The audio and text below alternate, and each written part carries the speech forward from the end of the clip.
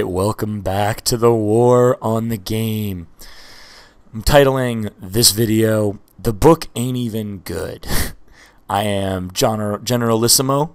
I was feeling a little more Spanish when I wrote this out. Not feeling it right now. I am John Sin, and today we're going to break down how the book The Game is fucking stupid. Well, let's get started. The Game, written by Neil Strauss, is not well written. It's a badly written book. I had actually forgotten this until my buddy Rob Judge had gone on a rant about how the book isn't even written well, and I thought, well, I remember it being written kind of well, so let me go back and reread it, or at least try to, until my skin started burning, and then I had to put it down. But yeah, he's right. It's not well written. Beginning even with the title. First of all, there is no game. You know who plays games? Sociopaths. Read the book The Sociopath Next Door. You'll learn all about the little games that Chip and all the little made-up, modeled sociopath characters play. By calling it a game, you dehumanize the real-life women who are unknowingly sucked into this game. In real life, this is real for girls. And one thing that I'm learning as I get older and more mature is that there's an emotional fallout for women, especially as you get better with girls. In the beginning, maybe you can, dehumanize it and you're not having success, so all you're doing is making girls weirded out and messing with their night a little bit. But as you get better, it's definitely not a game. And I think calling it a game, if I get another email from a guy who's like, I've been in the game 2 years, or I'm in the game. I'm like, what fucking game? Like, you've got to deal with women or be celibate. I mean, it's not really a game. It's called life. But to be fair, The Game is a better title than the original, which is Neil Strauss is cool and everyone else sucks, which is basically the way the book goes. Second major problem in The Game is a liar's timeline. The biggest complaint I have with the book is how Neil makes it seem like he went from struggling with women forever, which, as we've talked about before, is a lie, since he showed RJ a picture book full of hot chicks, and Bucky, who, is in the book, and for some reason Neil felt like saying was a virgin, even though he wasn't, just to be a dick. But Neil makes it seem like he's sucks with girls to, being amazing with women in like 3 days. In reality, C. Powell is 31, which is the name that Neil started posting under, a fake name. He created a fake name. Like, this guy's so scared of everything about himself that he had to create a fake name. Not like a handle, like a fake name. Chris Powell's. His name ain't fucking Chris Powell's. The fuck? He started posting on ASF in 2001 and didn't start dating Lisa till 2004. So I'm not like a scientist or anything, but 3 years is greater than like three days. The other thing is, he started posting in 2001.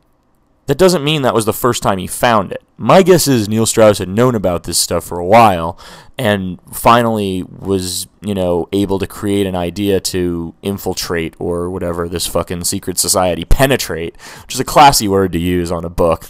You gotta love how the book looks like a Bible too, right? Like, it's a fucking Bible. Really? Like, I don't even believe in God, but I think that's fucking hoity and self-aggrandizing. Like, you wrote the fucking Bible, you fucking piece of shit. Typical community rating BS. As I've been saying for years, when it comes to rating women in the secret underground internet seduction community, a 9 is a 6 who has sex with you.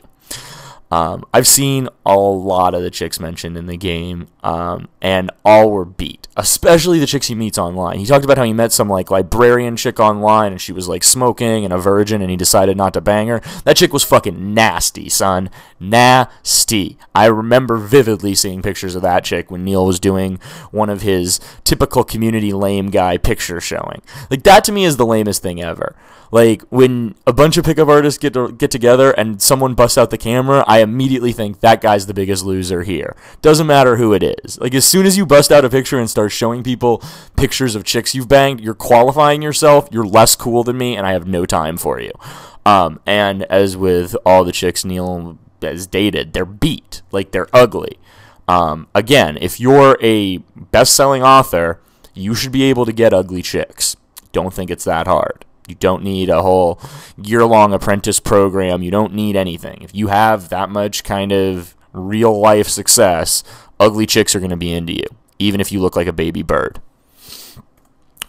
And lastly, the worst thing, if you actually knew Neil, and liked him, which, I mean, that's kind of your own fault. Like, if you're friends with Neil Strauss, I don't really have much sympathy for you because you've kind of brought it upon yourself. Like, you probably didn't like him. He's probably been rude to you before, and you just put up with it to get shit. So, you probably deserve it. But it is amazing the way Neil slams his so-called best friends. Mystery, who's the most important man in his life, is crazy and compensating for issues with his father. Mystery even used to say, like, I'm not as crazy as that book made me out to sound. Which, debatable. But if someone's your best friend, you don't blast them the way that Neil blasted Eric, even insinuating that he was better. The best thing, the thing that really annoyed Neil, or Eric more than anything, was that Neil kept talking about how he was the best pickup artist alive. And Mystery's like, this guy's the best pickup artist alive? I think not. Little competition there.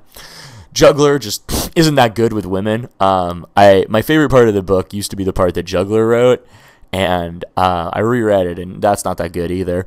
But then Neil just basically slams Juggler as not being good with women so much as just being a good conversationalist. He's just a guy who will keep talking. Basically the way Neil describes him is it doesn't really matter if the girl is attracted or not.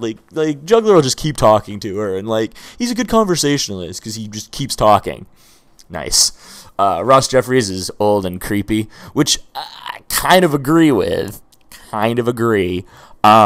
But Ross is only 3 or 5 years older than Neil. It's definitely a less than 10-year age gap between Ross and Neil. So for Ross to insinuate that, for Neil to insinuate that Ross is so much older and creepier, it's bro, you guys probably were in high school around the same time.